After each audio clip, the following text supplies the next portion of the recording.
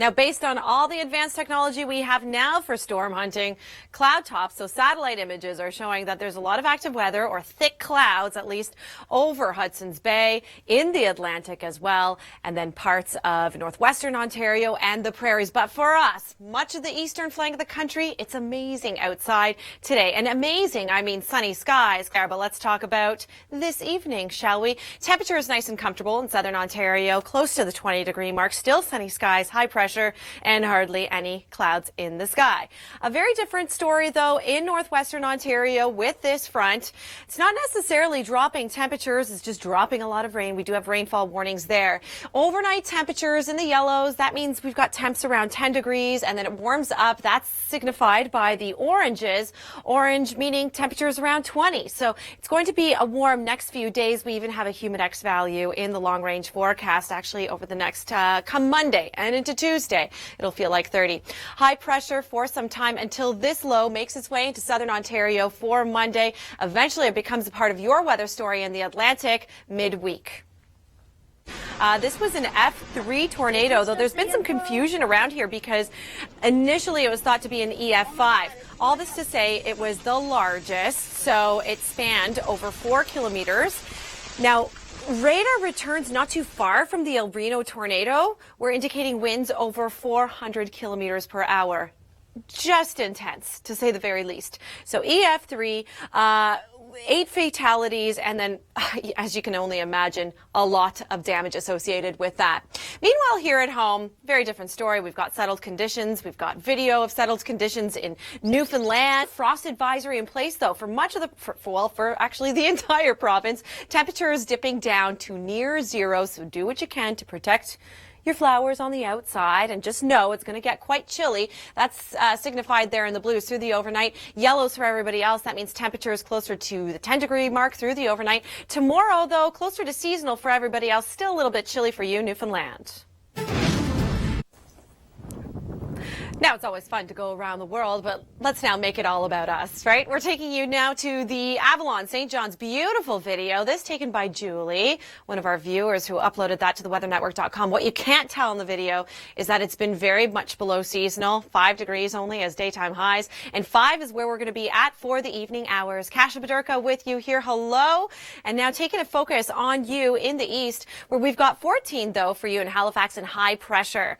Back to the north, though, to Newfoundland, where we do have a frost advisory in place. Temperatures are going to be dipping down to close to the freezing mark through the overnight. So do what you can to protect your flowers. You know, just a heads up. Environment Canada wants you to know it's going to be cold. Meanwhile, we do have a low through the Atlantic. Models are right now not necessarily agreeing with each other, but it looks like we could be picking up some showers in St. John's on Monday with that. And it's not until midweek that everybody will be seeing the effects of that low pressure system.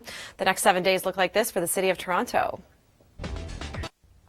Now, hail is not something we need to worry about for the eastern part of the country, though we have seen some hail already on radar. Behind the weather, as usual, with Jacqueline Whittall, Chris St. Clair as well. Okay, so Sunday afternoon, tomorrow, it looks like this across the east. Not so bad, right? Just a little bit below seasonal for you in Newfoundland. Here's Nathan Coleman with a really interesting story.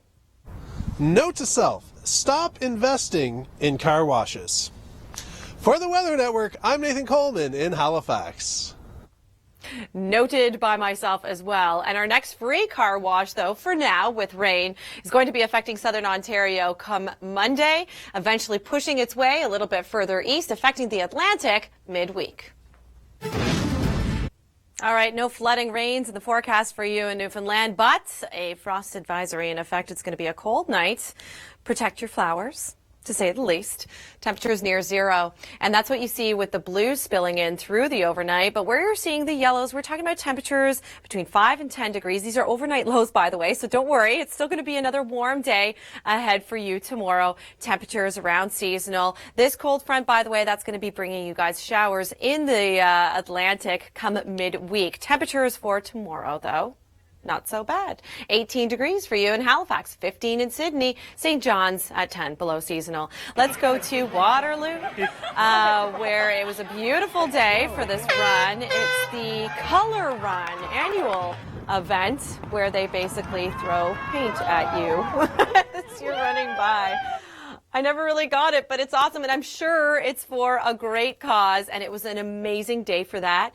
Another good day for any kind of marathon for your Sunday afternoon. Temperatures in the mid-20s, sun and clouds with a peak at your long range.